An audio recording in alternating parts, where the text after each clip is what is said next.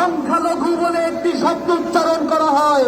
এদেশের সংখ্যালঘু বলতে কোনো শব্দ নেই। এদেশে সবাই আমরা মানুষ, আমাদের মানবিক মূল্যবোধ নিয়ে আমরা এদেশে বসবাস করতে চাই।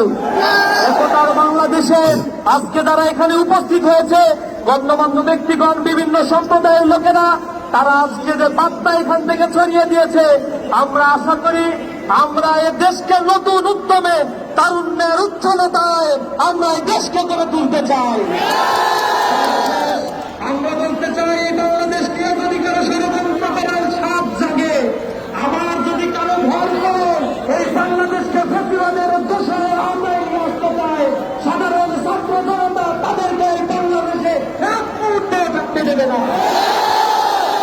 বন্ধুগণ, এই বাংলাদেশ আমাদের, স্বাধীনতা উত্তর এই বাংলাদেশে নিঃশ্বাস ফেলার মতো অবকাশ আমরা পাই নাই। আমাদেরকে নানা ধরনের ত্যাগ দিয়ে এদেশের মানুষের বাক স্বাধীনতা, সাংবিধানিক মানবিক মূল্যবোধকে কমিয়ে দেওয়ার জন্য চেষ্টা করা হয়েছে।